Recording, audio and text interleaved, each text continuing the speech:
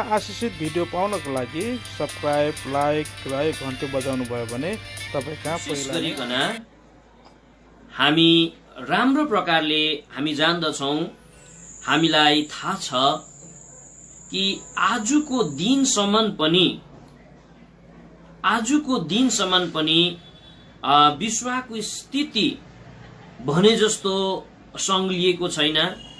सारा विश्वको स्थिति आजको दिनसम्म पनि चाखलाग्दो भएको छैन। दिनहुँ त्यो दिन आज हाम्रो निम्ति आउँछ कि त्यो पहिलाको दिनहरू आज हाम्रो बीचमा हाम्रो लागि आउँछन् कि भनिकन हामी कुरेर बसिराखेका छौं, हामी पर्खेर बसिराखेका छौं। तर दुःख लाग्दो कुरा आजको दिनसम्म पनि भने जस्तो संग्लिएको छैन। भन्नुको अर्थ चाहिँ आज पनि तपाईं र मेरो जीवन, तपाईं र मेरो अवस्था चाहिँ एउटा ठूलो बतासको बीचमा रहेको अवस्थामा तपाईं र म बसिराखेका छौं, तपाईं र म दौडिराखेका छौं। तपाईं र मेरो समय अथवा तपाईं र मेरो जीवन आजको दिनसम्म पनि एक प्रकारको आँधीको बीचमा तपाईं र मेरो जीवन छ। एक प्रकारको आँधी बतासको बीचमा तपाईं र मैले आफ्नो जीवनलाई बिताउन पडिराखेको कुरोको सम्बन्धमा तपाईं र म कहिले पनि दुई मत तपाईं र म बन्दैनौ। र आज परमेश्वरले तपाईहरुको बीचमा मलाई दिनुभएको वचन चाहिँ के छन् भन्दा हुँदै चाहिँ आँधी अनि बेरीको बीचमा पनि, सबै प्रकारको परिस्थितिको बीचमा पनि तपाईं र म कसरी एउटा ब्लेसेड मान्छे, एउटा सुखी मान्छे बन्ने, अथवा आँधी र बेरीको बीचमा पाइने भित्री हिडन लुकिएर बसिएको आशिष चाहिँ तपाईं र मैले कसरी प्राप्त गर्न सक्छौं भन्ने सम्बन्धलाई हामी थोरै समय हामी हेर्नेछौं। पहिलो कुरा, तपाईं र मैले अघि भर्खरै मत्ती किताब 14 अध्यायको तपाईं र मैले सानो 24 पदलाई तपाईं र मैले पढ्यौं। यो भागमा चाहिँ तपाईं र मैले के देख्छौं भन्दा हुँदी विशेष गरिकन प्रभुको 12 जना चेलाहरू चाहिँ यो भागमा चाहिँ समुद्रको बीचमा भनिकन भनिएको छ। 12 जना चेलाहरू चाहिँ समुद्रको बीचमा चाहिँ यहाँहरूलाई तपाईं र मैले भेटाउन तपाईं र मैले सक्छौं। अब यो प्रभुको चेलाहरू दुष्ट मान्छेहरू थिएनन्, उनीहरू घृणित मान्छेहरू थिएनन्, उनीहरू पापमा जिउने मान्छेहरू थिएन, अधर्म गर्ने मान्छेहरू उहाँ हुनुहुन्थेन। तर पनि यस जग्गामा हामी परमेश्वरको वचन बाइबलमा हामी देख्छौं कि यो आँधी अनि बेरीको बीचमा भएर परमेश्वरले यो चेलाहरूलाई जान दिएको कुरा हामी परमेश्वरको वचनमा हामी देख्छौं। यो आँधी र बेरीको बीचबाट भएर आज यिनीहरूलाई आफ्ना जीवन आज बिताउन के समय दिएको कुरा आज हामी देख्दछौं। यिनीहरूले पाप गरिकन, यिनीहरूले अधर्म गरेको, यिनीहरूले दुष्टता गरेको खण्डमा चाहिँ यहाँहरू यस जग्गामा आँधीको बीचमा छैनन् कि आज परमेश्वरको योजना भित्र नै कि आज यिनीहरू चाहिँ एकदमै यो आँधीको बीचमा आज यिनीहरू पाइएको कुरा हामी देख्छौं कि 14 अध्यायको 22 पदमा लेखिएको छ, प्रभु आफैले कर लगाउनु भयो भनिकन भन्छ। कृपया पढ्नुस् भाइ दयागरिकन 14 अध्यायको 22 पदलाई।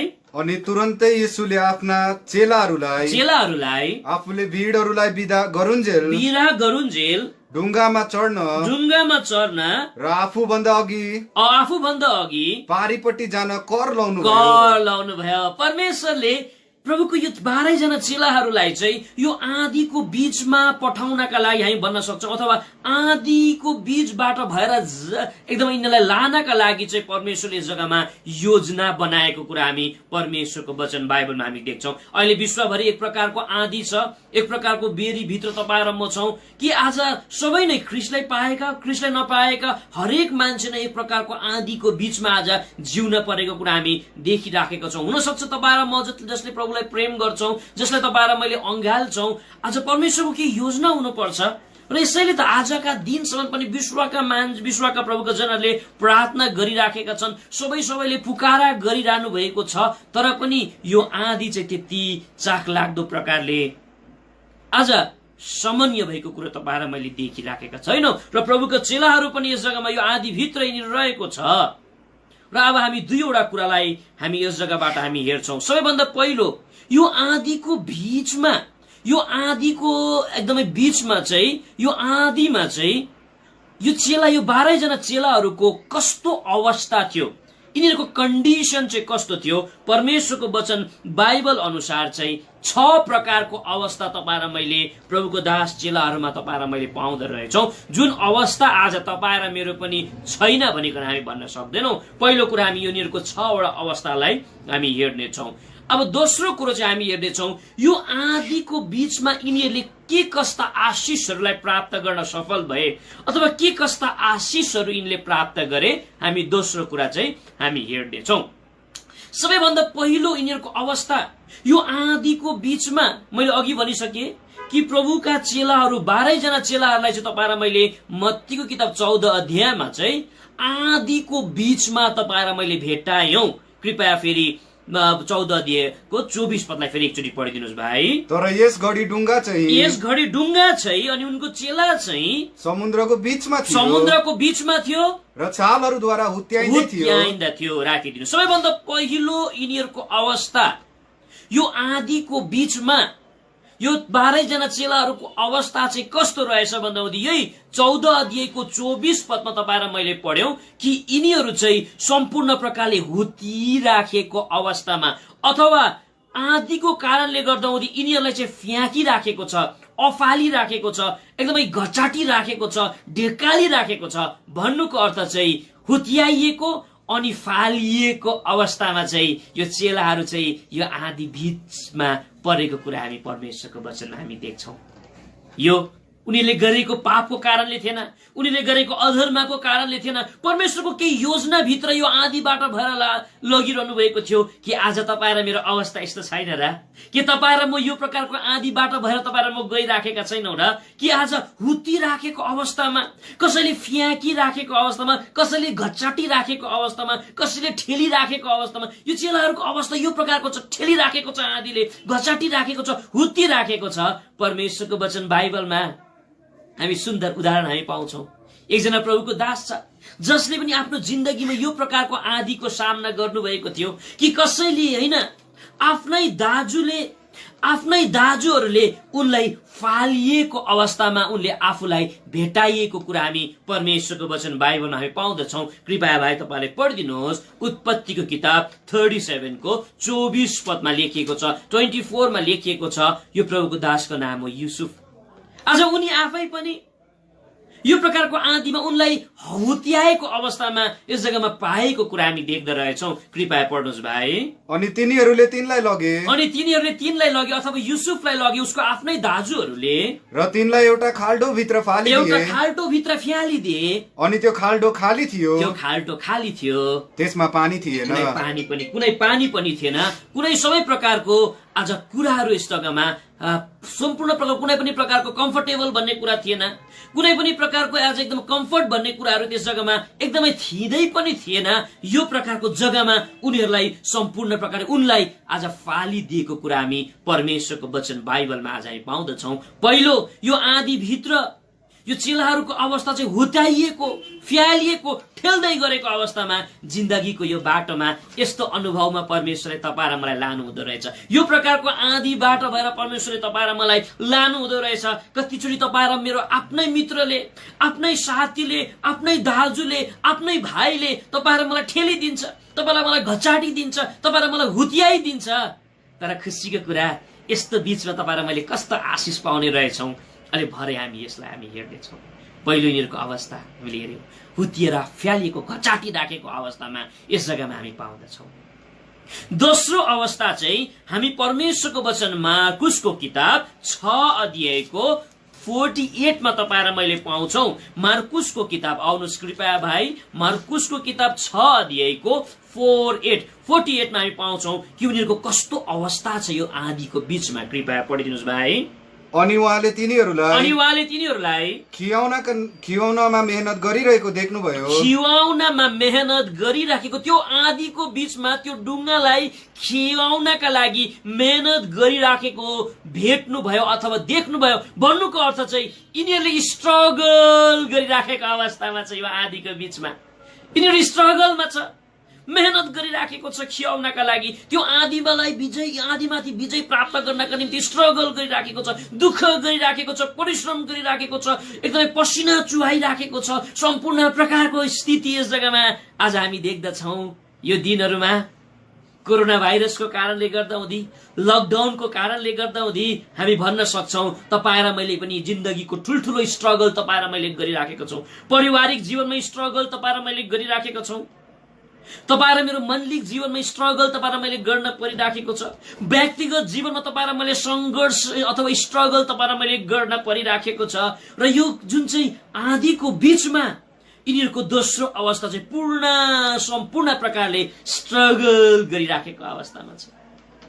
स्ट्रगल गरिराखेको, सङ्घर्ष गरिराखेको अवस्थामा तपाईँ र मेरो जीवन पनि आज तपाईँ र मैले आफूलाई जाँचौं के यो आँधीमा तपाईँ र म छैनौं र?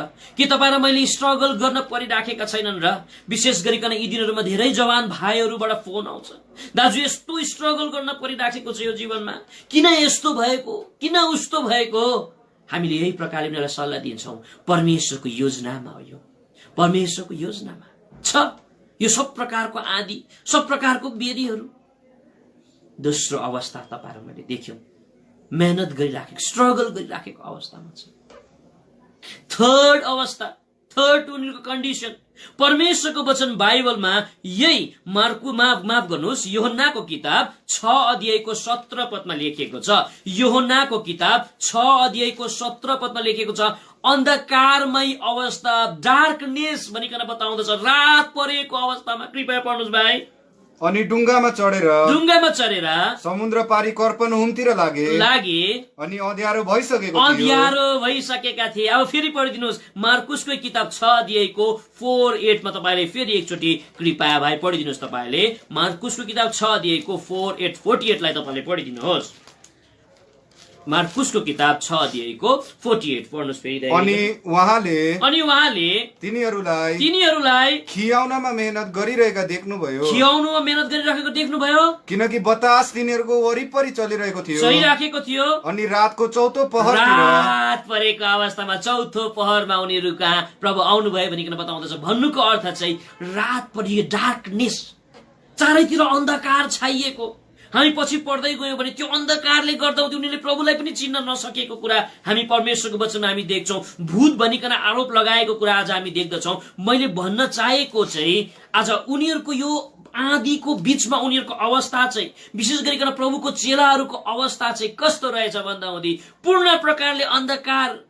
उनीहरूले केही पनि देखेको छैन, भविष्य देखेको छैन। आज उनीहरूले सबै चारैतिर अन्धकारै अन्धकार, बतासको आवाज देखिराखेको छ, अन्धकार देखिराखेको छ। यही अवस्थामा आज तपाईँ र म जिउन परिराखेका छौं। भविष्य तपाईँ र मैले अवश्य पनि देख्न सकिराखेका छैनौं। चारैतिर हेर्छौं, भविष्यलाई पनि अन्धकार देखिराखेका छौं। फ्युचरलाई तपाईँ र मैले डार्क, रात परिएको अवस्थामा तपाईँ र मेरो जीवन आज जिउन परिराखेको छ। परमेश्वरको वचन बाइबलमा लेखिएको रहेछ, यो अन्धकारमय अवस्थाले चाहिँ, यो डार्कनेसले चाहिँ, यो रात परेको अवस्थाले चाहिँ 3वटा कुरालाई देखाउँदो रहेछ। कृपया हजुरहरूले यो कुरालाई मनमा राख्ने, म बताइदिन्छु परमेश्वरको वचन बाइबलमा। सबैभन्दा पहिलो कुरो, यस रातले चाहिँ, यो डार्कनेसले चाहिँ, परमेश्वरको वचन अय्युबको किताब 3 अध्यायको 5 पदमा लेखिएको छ। अय्युबको किताब 3 अध्यायको 5 पदमा स्पष्ट प्रकारले लेखिएको कुरा हामी परमेश्वरको वचन बाइबलमा पाउँछौं कि यो रातले, यो अन्धकारले चाहिँ, यो डार्कनेसले चाहिँ नि भयभीत भएको अवस्थालाई देखाउँछ भन्छ। कृपया पढ्नुहोस् भाइ। अनि जब हामानले मुर्दकैलाई, हजुर भाइ, अय्युबको किताब अय्युब बुक अफ अय्युब 3 अध्यायको 5 पदमा लेखिएको छ। अय्युबको किताब 2 अध्यायको 5 पदमा लेखिएको अन्धकार र मृत्युको छायाले त्यसलाई कलंकित पारुन्, अन्धकार अनि मृत्युको छायाले त्यसलाई कलंकित पारोस्। एउटा बादल त्यसमाथि रहिरहोस्, दिनको घोर अन्धकारले त्यसलाई भयभीत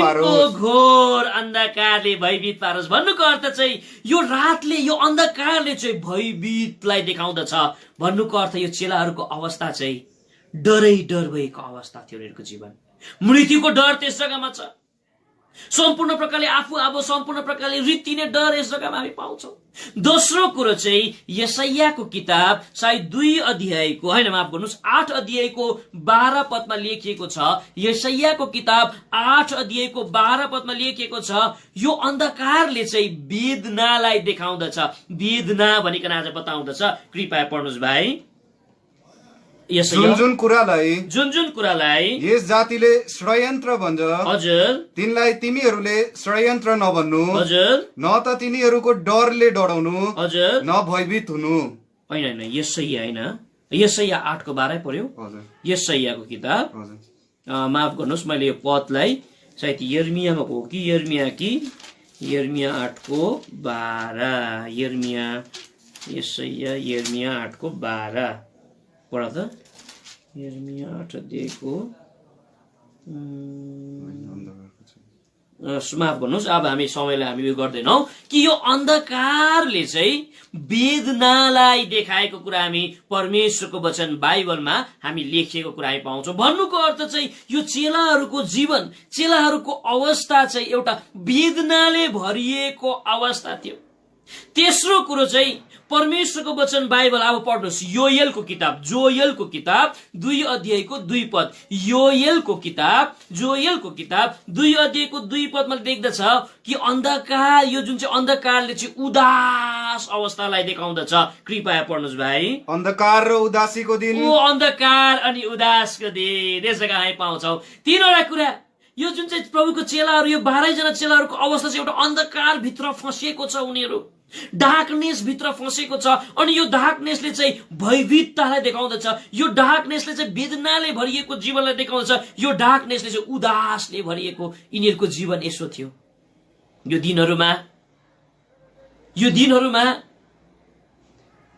यो आँधीको कारणले गर्दा हुँदी, यो बेरीको कारणले गर्दा हुँदी के मानिस जातिमा उदासता भन्ने कुरा छैनन् र, के भयभीत छैनन् र, तर यस्तो बीचमा पनि परमेश्वरको आशिष तपाईँ र मैले पाउन सक्दो रहेछौँ। यो चाहिँ सबैभन्दा उत्तम कुरा हो।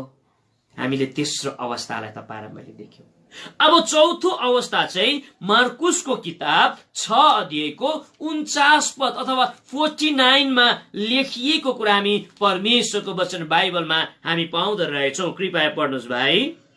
तर तब तिनीहरूले उहाँलाई समुद्रमाथि हिँडिरहनु भएको देखे, उहाँलाई अथवा प्रभुलाई चाहिँ समुद्रमाथि हिँडिराखेको देख्नुभयो। तब तिनीहरूले भूत हो भन्ने ठानेर चिच्याए।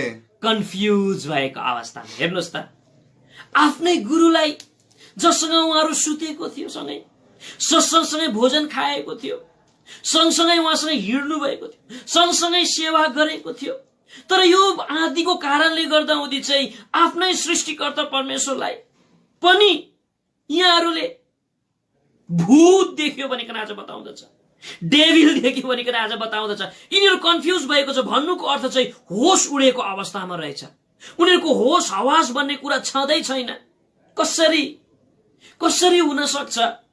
यत्रो समयसम्म सँगसँगै खाना खाइएको मान्छेलाई अलिअलि पनि नचिन्नु सक्नु, यो कस्तो दुःख लाग्दो कुरा हो। तर प्रभुको यो चेलाहरूले यो आँधीको कारणले गर्दा उनी कन्फ्युज छन्, यिनीहरू होस उडेको अवस्थामा छ। आज धेरैजना मानिसहरूको अवस्था यस्तो हुँदो रहेछ, होस छैन, होस उडेको अवस्थामा। तर खुसीको कुरा चाहिँ यस्तो बेलामा पनि तपाईँ र मैले आशिष पाउन सक्दो रहेछ। मलाई यो चाहिँ मिठो लाग्यो। अब पाँचौं यिनीहरूको अवस्था, फिफ्थ यिनीहरूको कन्डिसन, परमेश्वरको वचन बाइबल यही मार्कुसको किताब 6 अध्यायको 50 पदमा लेखिएको कुरा हामी परमेश्वरको वचन बाइबलमा हामी देख्दछौँ। कृपया पढ्नुहोस् भाइ। किनकि हजुर तिनीहरू सबैले उहाँलाई देखे र आतिए अतालिएको अवस्थामा छ। आफ्ना गुरुजीलाई, आफ्ना प्रभुलाई नचिनिएको अवस्थामा र उनीहरू अतालिएको अवस्थामा, यति डरलाग्दो प्रकारले अतालिएको छ। जब मान्छे अतालिन्छ त्यति बेला मान्छेले कहिले पनि असल काम गर्न नसक्दो रहेछ। अतालिएको मान्छेले साहसी काम गर्न सक्दैन। अतालिएको मान्छेले नाम कमाउन सक्दैन। उसले गर्छन् भने हानि गरिराखेको हुन्छ, नुक्सानी जीवनमा गरिराखेको हुन्छ। आज अतालिएर जुनै पनि काम गर्छ। यसै कारण हाम्रो अपुले हामीलाई बताउनुहुन्थ्यो पहिला उहाँ हुँदाहुँदै यस पृथ्वीमा, तिमीहरू नअतालिनु, निराश नहुनु, अतालिएर गरेको काम कुनै पनि असल हुँदैन। त यो आँधीमा अतालिएको अवस्थामा तपाईँ र म यस जग्गामा हामी पाउँदो रहेछौँ। र अन्तिम अवस्था, अन्तिम कन्डिसन यही हामी यूहन्नाको किताब 6 अध्यायको 19 पदमा लेखिएको छ।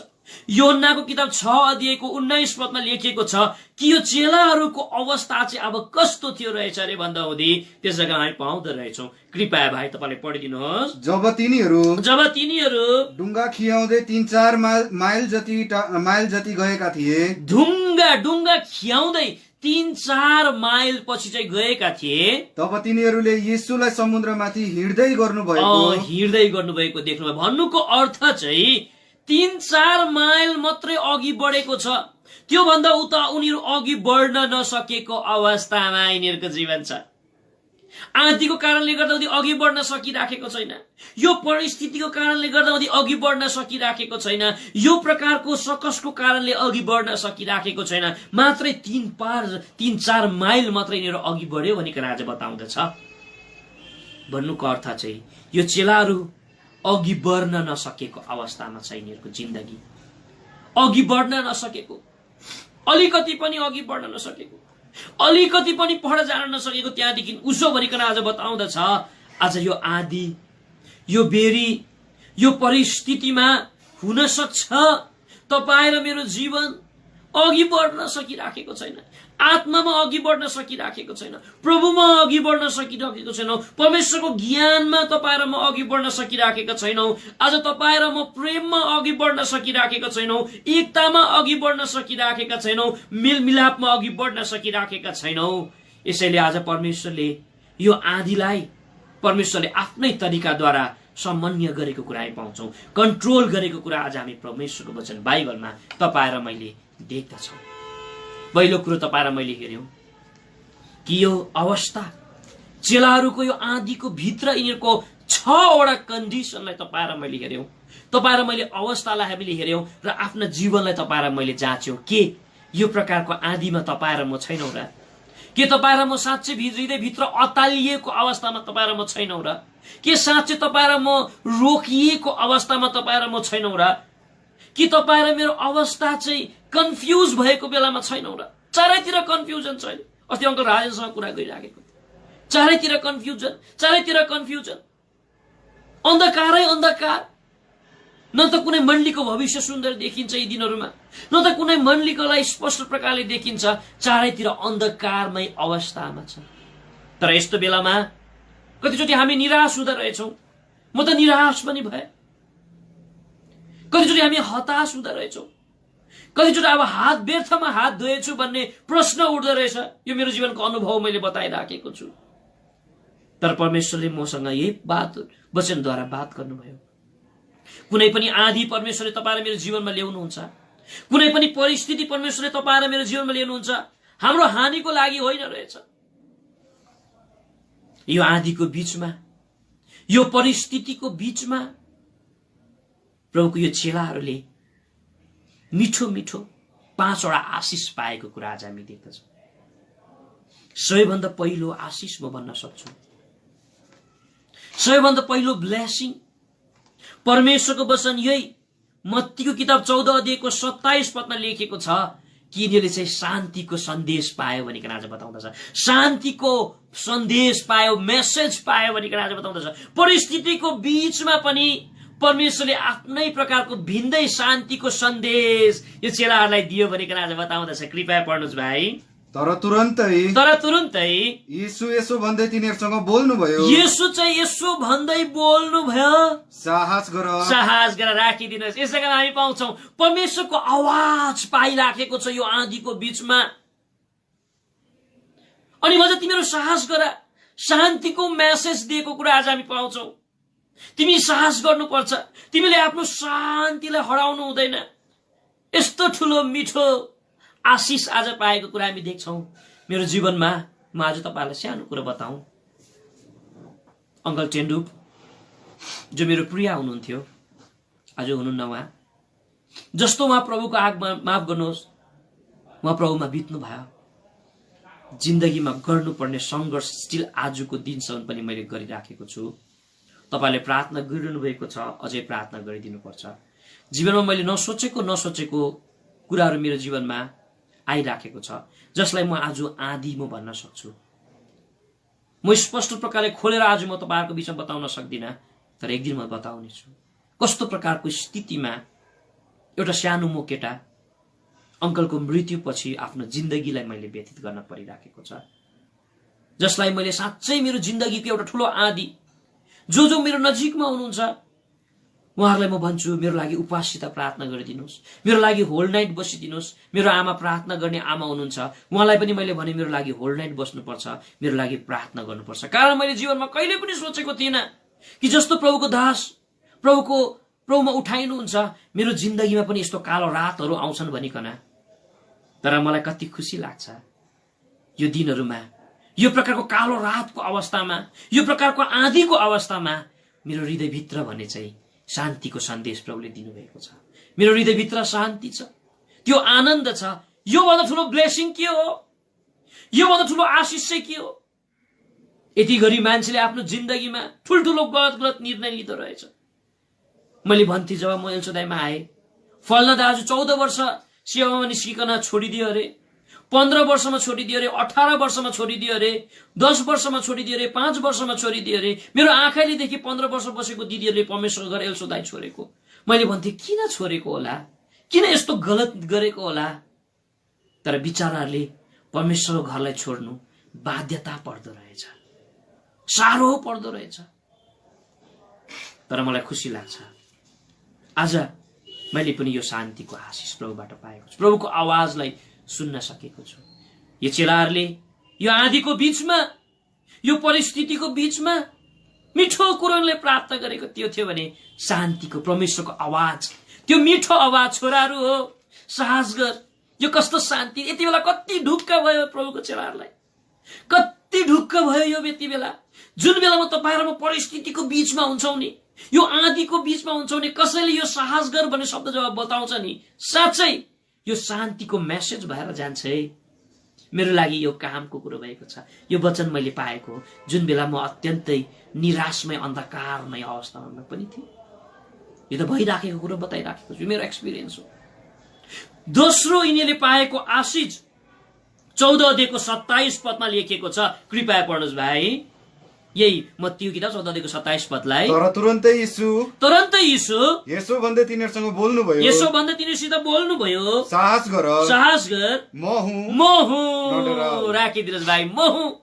यसरी हामी पाउँछौ कि एउटा सामर्थ दिइराखेको छ, एउटा पावर दिइराखेको छ। दोस्रो यिनीहरूले पाएको आशिष चाहिँ त्यो सामर्थ अनि पावरको मेसेज पाएको कुरा हामी देख्छौँ। यहाँ भन्छ म हुँ। भूत ठान्छौ मलाई तिमीहरूले, भूत जस्तो देख्दैछौ, म हुँ, म हुँ भनिकन बताउँदछु। तिम्रो असल गोठालो म हुँ, जगतको ज्योति म हुँ, बाटो सत्य अनि जीवन म हुँ, तिमीलाई सहायता गर्ने म हुँ, तिम्रो रोगबाट निको गर्ने म हुँ, तिमीलाई हातमा बोकेर हिँड्ने म हुँ, तिमीलाई तिम्रो वृद्धकाल अवस्थासम्म तिमीलाई बोकेर हिँड्ने म हुँ, तिमीलाई बोलाएको, मैले तिमीलाई ल्याएको हुँ, म हुँ भनिकन परमेश्वर यस जग्गामा एउटा साहस, एउटा पावर दिएको कुरा आज हामी परमेश्वरको वचन हामी देख्छौँ। जब तपाईँ र म आँधीभित्र हुन्छौँ, जब तपाईँ र म यो पेरीभित्र हुन्छौँ, यो प्रतिज्ञा मैले पाएको हुँ। प्रभुले भन्नुहुन्छ, लुकास, मलाई प्रभुले एउटा बोलावट दिनुभएको थियो जब म सानो थिएँ। प्रभु, सेवा गर्नु फलामको चिउरा चबाउनु जस्तै भनेर मैले सुन्छु, म सफल गर्नु सक्दिनँ होला। यसैले तपाईँले चाहनुहुन्छ भने मेरो प्रतिज्ञालाई पल्टाइदिनुहोस्, म सेवा गर्दिनँ भनेर प्रभुसँग एक रात म बात गरेको थिएँ। त्यति बेला प्रभुले रोमी 11 अध्यायको 29 पदमा मैले दिएको बोलावट परिवर्तन हुँदैन भनिकन प्रभुले मसँग बोल्नुभएको थियो। मेरो गवाई हो यो। जब पनि म यो आँधीमा गएँ, प्रभुले मलाई यो प्रतिज्ञा दिनुभयो, एउटा प्रतिज्ञा मैले। त्यसो भए तपाईँले मलाई एउटा सफलताको वचन दिनुपर्छ। यिर्मियाबाट प्रभुले वचन दिनुभएको हो, मैले हो तँलाई बोलाएको, मैले तँलाई ल्याएको हो, यो बाटोमा म तँलाई म सफल गर्छु, यो बाटोमा म तँलाई सफल गर्छु। प्रभुले मलाई प्रतिज्ञा दिनुभएको बोलावटको समयमा र आज परमेश्वरले मलाई यही प्रतिज्ञा दिएको छ। जब म आँधीको बीचमा थिएँ, 14 अध्यायको 27 पदमा, म हुँ तिमीलाई बोलाउने, म हुँ तिम्रो असल गोठालो। यस जग्गामा चेलाले भनिराखेको छ, तिमीहरू किन आत्तालिन्छौ, म हुँ। यो कस्तो आशिष हो आँधीको बीचमा।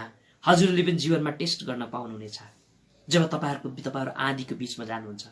हुनसक्छ तपाईँहरू सबै मभन्दा ठुलो हुनुहुन्छ, मेरो बुबाहरू, मेरो आमाहरू म भन्छु। यो आँधीमा तपाईँहरू जानुभयो कयौँचोटि, साँच्चै तपाईँले यो शान्तिको मेसेज तपाईँले पाउनुभयो, यो पावरको मेसेज तपाईँले पाउनुभयो। यो अति असल कुरा हो। यदि आजको दिनसम्म कुनै आँधी र बेरी बीचमा हजुरहरू हुनुहुन्न, जिन्दगीमा यो आँधीको सामना तपाईँलाई गर्नु पर्दा हुँदै याद गर्नुहोस्, जिन्दगीमा प्रभुले शान्तिको मेसेज दिनु नै हुन्छ।